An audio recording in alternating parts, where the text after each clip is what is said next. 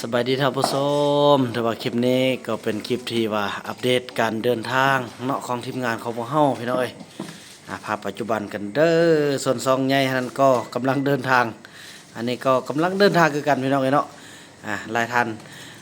คงจะคุ้นเคยกับสถานที่แห่งนี้พี่น้องเอ้ยเนาะอ่า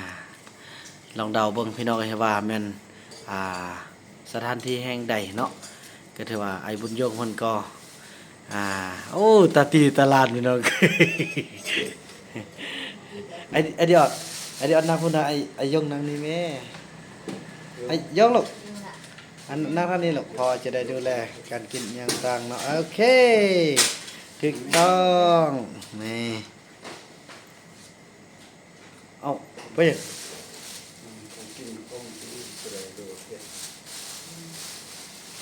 พวกมันเกลียดดิโอ้ยใจใหญ่ดอกไอ้ดิออดอะไรหัวใจคม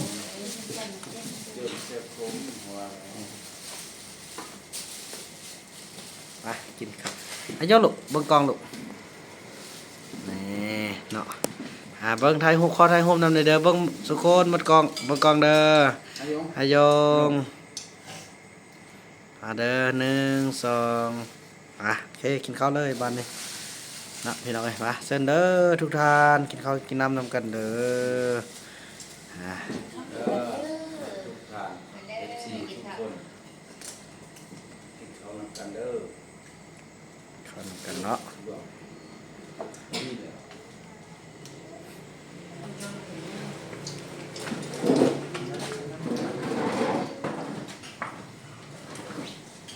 โชว์มันจะมีแกงแก้วและกะลาซุปน้อยเนาะอุ้ยกะมันดูดีเข้าเดินทางกันทั้งวันเลยน้องเลยพักแค่นั้นเล่นไส้เหนียวเลยเข็มซื้อขนม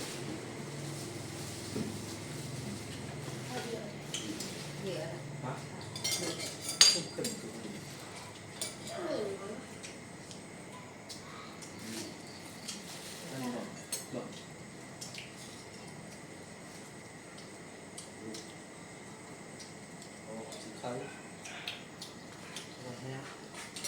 ตั้งน้อยนึงก็ได้น้ำมัน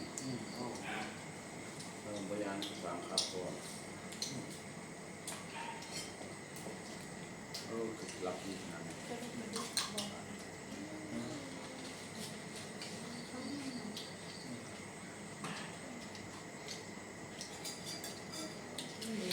ขับรถมันเมื่อยไหมครับ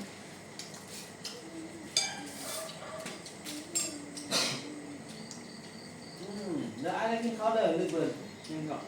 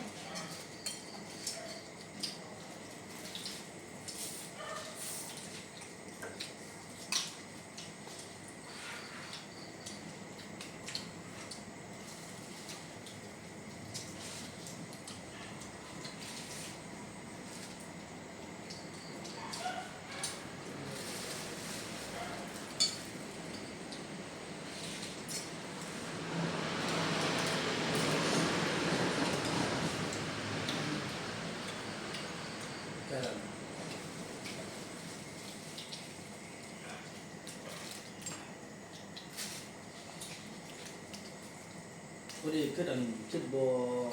ไว้กินเนี่ยอันนี้ก็คันนะ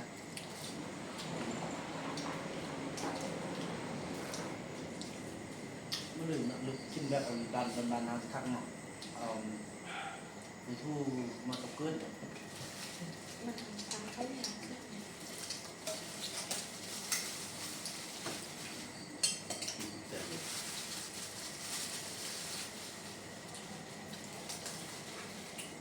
ที่พักละลายมันแห้งพักแบบนี้เขาไม่พักบนนั้นพักทำ สั่น จะเป็นอะไร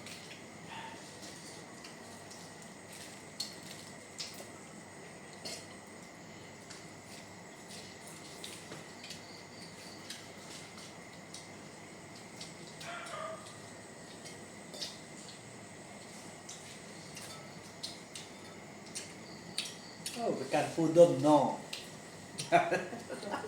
แล้วเราคือคม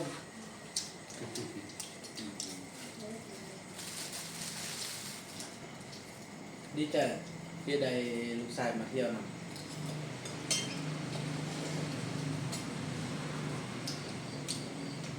บวกรับกันได้นอนหน่อยไปเที่ยวมากเลยจนกลับไปป่า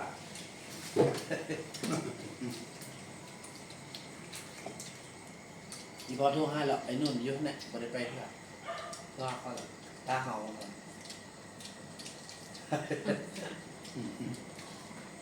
ถ้าจุบไปซื้อไปซ้าย นั่นเลยใช่ อยู่บ้าน นั่น บ้านเขาตรงเรื่องเดินไปได้ไปใต้ไปกับเบนหูเนาะ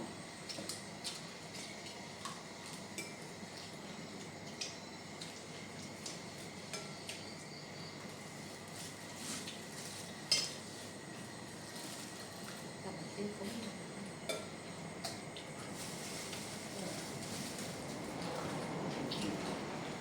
คมเลย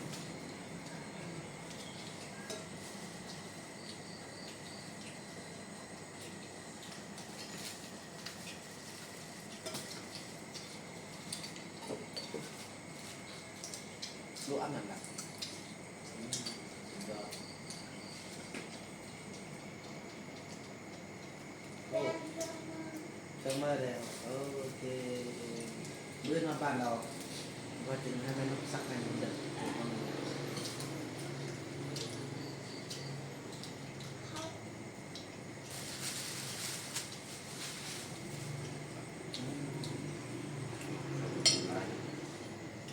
วันนี้ไอเดียออดที่แม่กับเก่งโมยเขาเมารถ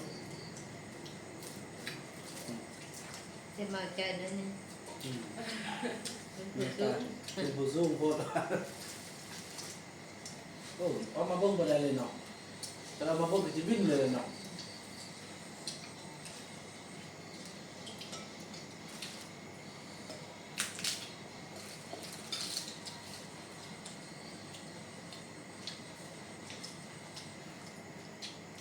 เขาขึ้น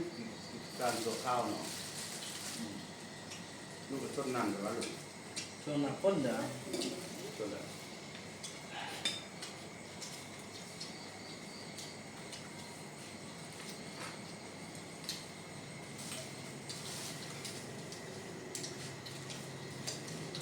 มือไปซื้อกับไปนำมือรถโคตรก็ไปนำเนาะแล้วสุดยอดความซิบ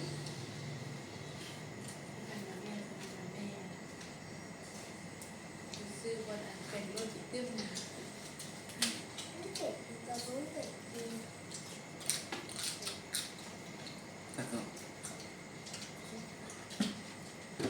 ย้อนเลยเปล่าย้อนเลยย้อนจะเจาะมันก็แซ่บนะ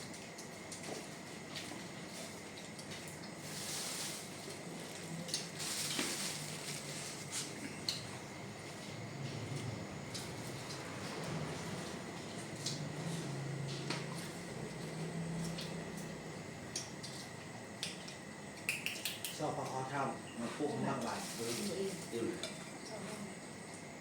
โลกอะไรชอบแม่ แต่มันเขาได้มาแต่ป้าบอก เขาก็เอาแต่ป้ามาพูด เอาแต่ป้ามาแล้วครับตัวพันธุ์มากเลยมันจ้างอะไรไม่เนาะของ เขา บ้าน เอาแต่ป้ามาพูดแล้ววันนั้นมาพูดมันงามงาม น้ำมันเป็นน้ำมันจึงนัวดี ช่วยเอาโซ่ให้เดียวนะเอาโซ่ให้แต่เอาลูก ปลา ที่อันบอกเห็นเนาะมีโซ่เลย เลิกนะ บอกในห้องมีโซ่อืม จะจ่าย ผู้ยาน เอ้ยเฮาเนาะ เดี๋ยวไปเดินใหม่นั่นเนาะ อืม ราะว่าเมื่อลูกไปจอดอยู่นั่นมันเราสมพรจากจอดมันเป็นซีเมนต์อยู่เนาะมันเนี่ยเอาไปแล้วคือบอกเขาลูกเซฟบงรถเดี๋ยวเบรกลักเบิกทรายเราสินะมีน้ำมันเครื่องรถลูกย่อยเลยนะเซ็ตเบิ้งกันที่ผู้กำลังยานซื้อการซ่อมเมื่อไม่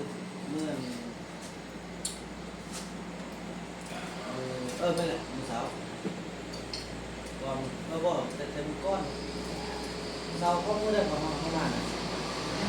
ไปอันนี้เป็นหม้อ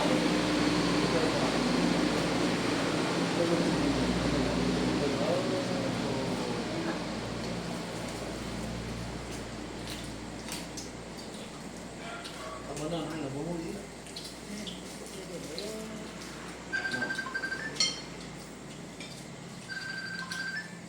ลูกไม่เห็นเดี๋ยวจะรอมันจะบ่เห็นบ่หายนะมันป้อนอยู่ในสาวๆเลยฮัลโหลกินข้าวแล้วก็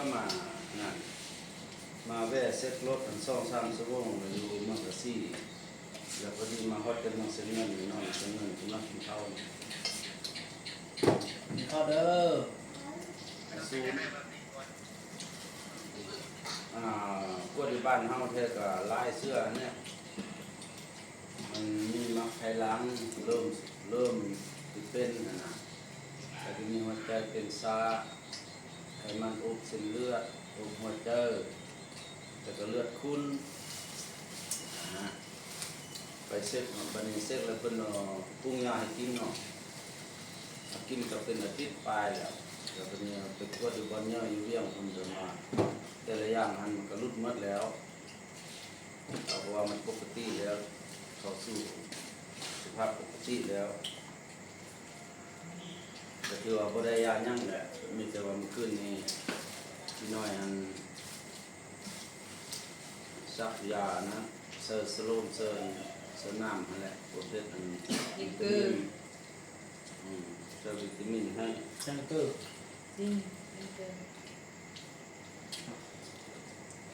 มันใครได้แล้วเดี๋ยวนี้ก็กินข้าวกับหักเริ่มแซ่บมาแล้วมาเฮ็ดเบียกเมื่อยังใครมั่งนะนั่นบ่รับต้องพิษเด้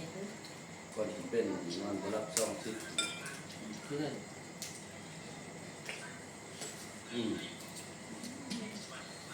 มากินอิ่มเลยลูกนะเล็กน้อยมีเพราะเป็นอย่างผี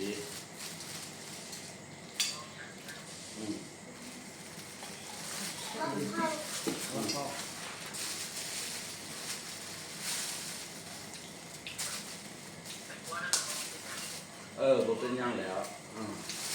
นาจิ้งกับเซ็กมัดเนี่ย2 คนเนี่ยเซ็กมัดจิ้งกับบ่เป็นอย่างดอกบ่มือ150เตี้ยกับหมูสดเลือดเล็กน้อยเอาขวดอยู่150เตี้ยหมูสดมีแต่น้ำเกลือนั่นแหละจะได้ล้างมือล้างพี่เด้อ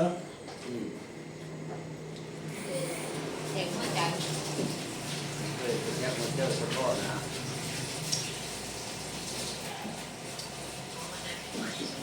เป็นชาเวลามันเมื่อยมันก็เป็นแล้วก็ยุบๆไปอ้อนลงบ่มีน้ำเย็นแล้วก็ต้นนะตามเดือนน้ำตุลา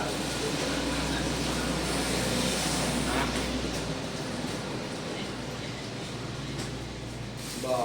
ล่มบ่เป็นยังเราอยู่แล้วมันอ่อนลงซื่อๆนะ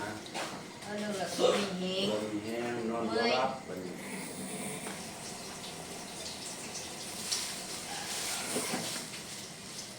เดี๋ยวนี้ก็ธรรมดาคินอิ่มเด้ออายงเอ้ยส่วนกับอันขึ้นฮอดปลาอะไรพี่น้อยนั่นล่ะก็สิกับปลาให้อันพ่อบุญนำไปส่งว่าสัตว์มื้อนั้นเพราะว่าเขาพ่อบุญไทยไปล่ะพ พร้อมไทยไปป่าแล้วให้บ่าวบุญนำกับบ่าวนูนไปส่งตอนนี้บ่าวนูนทาอยู่บ้านละ ผ่านมาน่ะคือบ่เคยเป็นจะเกลือเด้เนาะเฮาฮัก จะได้ไปส่งแล้วเป็นน้องไงเนาะเพราะว่าก็สิจอบให้อยู่โดนถ้าได้ยื้อได้พร้อมไทยไปป่าแล้วเนาะ ทาง มันนั้นให้อันเนี่ยก็ให้ไอ้นู่นกับอีพ่อไปส่งหนึ่งนะเอาไปส่งฮะถือว่าท่านผู้ชมเนาะถือว่าภาพบรรยากาศนี้เบาหนำก็จะขออนุญาตจบคลิปกันเพียงเท่านี้ก่อนพี่น้องเอ๋ยเนาะแล้วก็พบกันใหม่ในคลิปต่อไปเด้ออัปเดตสถานการณ์การเดินทางของพวกเฮาเนาะในค่ำคืนนี้พี่น้องเอ๋ยแล้วพบกันใหม่ในคลิปต่อไปคลิปนี้เบาหนำขอกล่าวคำว่าสบายดี